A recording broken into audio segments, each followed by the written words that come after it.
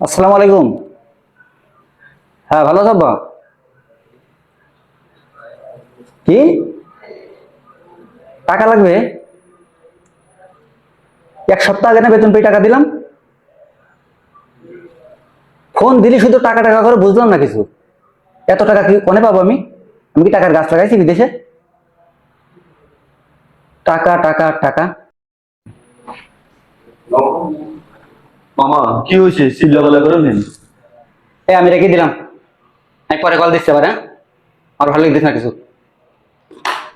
আর বই না ভেঙে বাড়ি কল দিলি শুধু টাকা টাকা করে, টাকা টাকা। আমি কি মানুষ না টাকার মেশিন? বুঝলাম না কিছু, শুধু টাকা টাকা করে। এখানে মামা রাগারাগি করার দরকার নেই। আমরা আছি পরিবারের জন্য বিদেশ। পরিবারের কাছে টাকা দিয়া আমাদের হলো, এটা হলো বড় কথা। আর এবং পরিবারের সুখের জন্য আমরা বিদেশ আইছি। কি রাগারাগি করতেছেন মামা এত রাতে? মানুষ ঘুমাচ্ছে না, কি হয়েছে? মামার বাড়িতে সমস্যা। সমস্যা? রাগারাগি করলে হবে মামা? টাকাতে দিয়েই লাগবে। আমরা প্রবাসী মানুষ, পরিবারের সুখের জন্যই আমরা এখানে প্রবাস কাটাচ্ছি। ঘর না চাললে কি ঘর চলবে কখনো? প্রতি মাসে মাসে টাকা দেয়া লাগবে। এদের সুখ মানে আমাদের সুখ।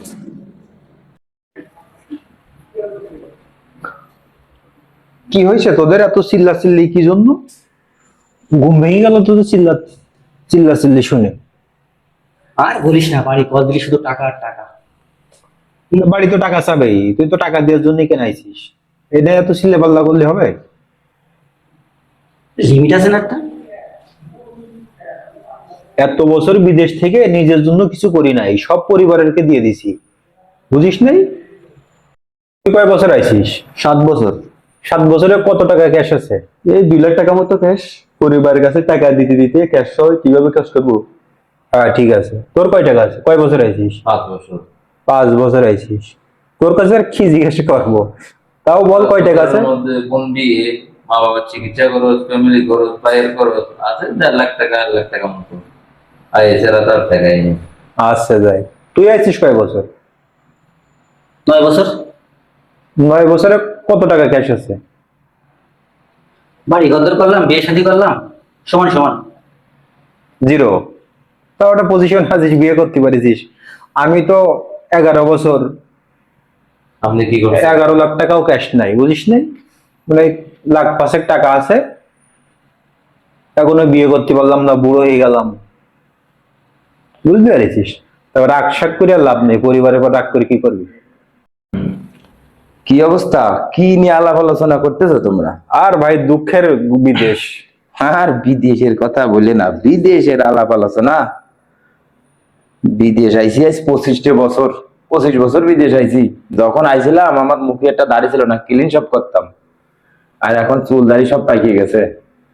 25 বছর বিদেশ করতেছি, কত টাকা বাড়ি দিছি তার তো কোনো হিসাব নাই। আজ 5 বছর ধরে একই কথাই কয়, আর 1 বছর পরে আসো, 1 বছর পরে আসো, আর 1 বছর থাকি আসো।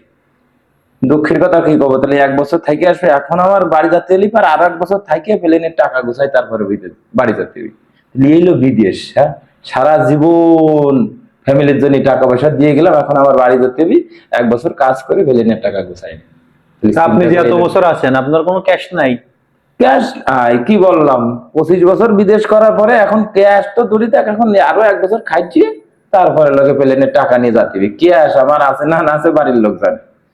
যদি ক্যাশ থাকতো তাহলে কি কইতো না যে আর 1 বছর থাকি আসো? তোমাকে তো আছে, এই যে লোকের আছে 1.5 লাখ, এই লোকের আছে 2.5 লাখ, এই লোক একটা ঘর বাড়ি করছে। আমার বাড়িতে মানে সোনের চা আলু নাই। আমার একটা ধারণা বিদেশিদের এই কপাল।